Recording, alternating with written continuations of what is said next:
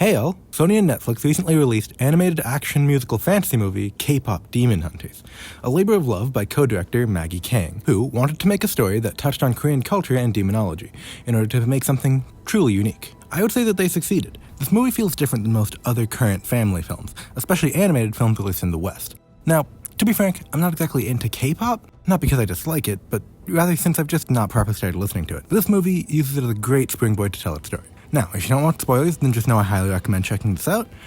Now then, it's been a minute since I've gotten to use this.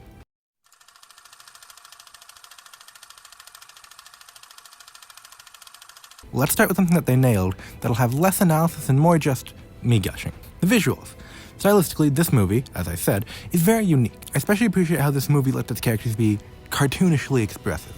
Not that this is the only movie like that right now, but combined with its character design and general art style, it gives it its own really unique identity. The general cinematography and colors make for most scenes feeling really fun and dynamic. I especially enjoy the smear frames. I'll talk more about this in the section about the songs. I really love these moments where, to emphasize the comparative grounded seriousness of some scenes, the lighting changes. Also, here are a bunch of my favorite shots.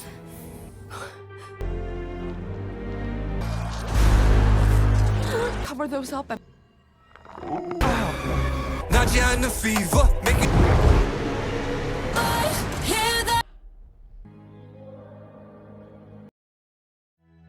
The plot is pretty solid. The biggest issue I take with it is it being somewhat cliche.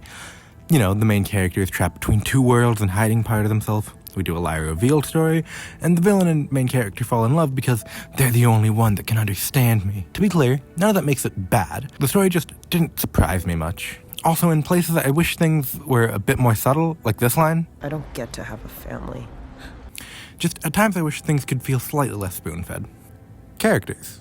So let's start with the 4 extra Saja boys. While they all have a little moment, they really have very little personality. Those moments are romance, throwing hearts, baby, hot sauce, Goo goo gaga. mystery, barking and being Zoe's type, oh well. and to be fair, abs is a running gag. They just feel bland, especially relative to how distinct from each other the Huntrix are. The other less important character is Celine, who is good, but just not there frequently. She serves her purpose narratively and thematically well, and I really wanted Rumi to decapitate her here. As I said to everyone I've seen this movie with, I want that bitch dead. But in all seriousness, I love how her fear of letting her own fault show and the whole moon falling control her, and her projecting it on Rumi. Bobby! I love Bobby, but I do wish he got to do more. He's a lot of fun, and I love how supportive of the girls he is, but also it feels like we should have had more of him feeling unappreciated and as a result turning towards the Saja boys somewhat, because that's set up in the scene where they disappear on him. But then it doesn't come up during the Idol Awards, but afterwards, when we're approaching the climax, his insecurities that control him are unrelated to that at all. Essentially, you could remove this scene where he looks at his phone, and it'd be fine.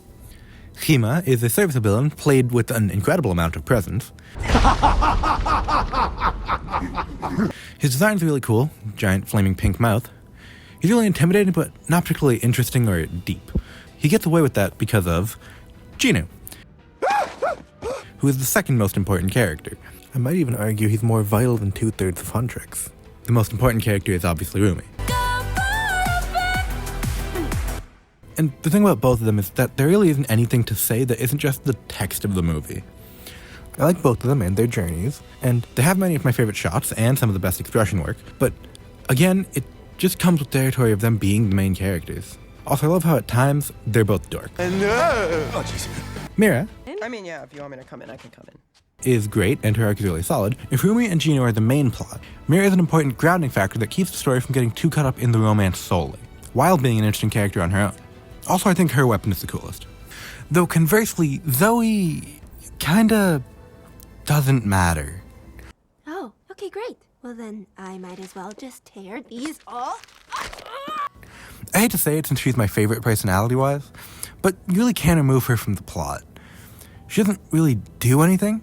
To be clear, the movie wouldn't be better without her, and in terms of entertainment value, she adds plenty. She just doesn't contribute to any major plot points, except getting them to the doctor, which does allow them to meet the Saja boys, but after that, she's just sort of around.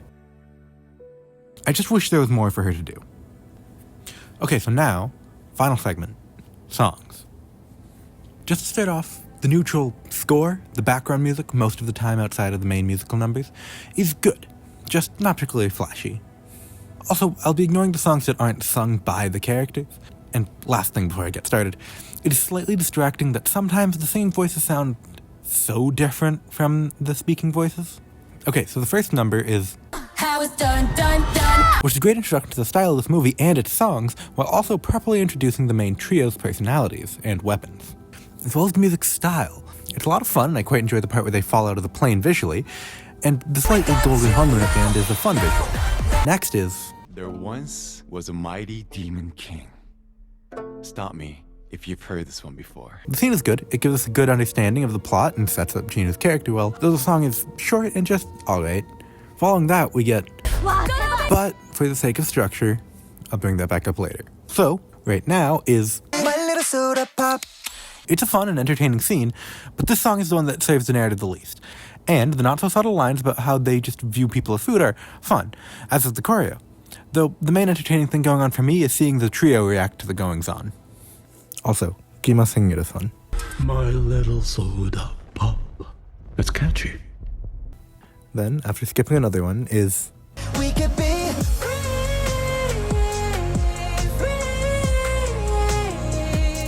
It's a good and important scene, but both song-wise and visually, it's the least interesting to me. Now, we've reached So this one has two sections where it plays, and the first is earlier with the music video, which has some fun visuals and shows off the way the fans are outside of a concert setting, which transitions into the reveal of Rumi's patterns, and then the part where her voice is breaking. The rooftop scene is my personal favorite scene in the movie. The second time is during the Idol Awards. The choreo is fun, if not quite as fun as the visuals the first time, but I enjoy Rumi on the giant swing with the golden honeymoon. Also, this one is my favorite song-wise.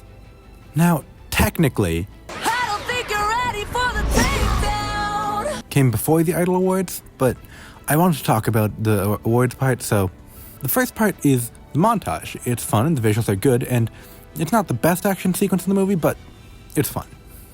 And then I really love the illusion during the Idol Awards. I like seeing these sinister expressions on Zoe and Mira, and it leads into the Dark Night of the Soul very well.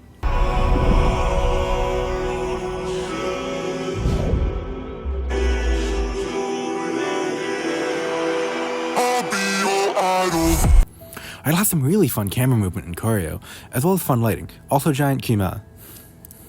And the way it builds and builds to make us feel the stakes and how much control the villains are gaining. Plus, it transitions really well into My voice without the lies, this is what it sounds like. which is a great final battle. It's a fairly catchy song and the action is really fun, if relatively simple. So, right now I'm feeling around an 8 to 9 out of 10. Not that there's a lot I have against it, but there's just a few things that I think hold it back from perfection. I've also heard both online and from friends of a desire for a sequel. Personally, I don't see it. I understand, and if it happens I won't be upset, but I wouldn't be actively excited either. Like I said earlier, I wanted more of the side characters, but in terms of plotline, I really don't get it. Like, yes, Celine not being accepting is one thing, but I don't think it'd be as good if she turned around. And I think the honeymoon not being sealed is symbolically for the best.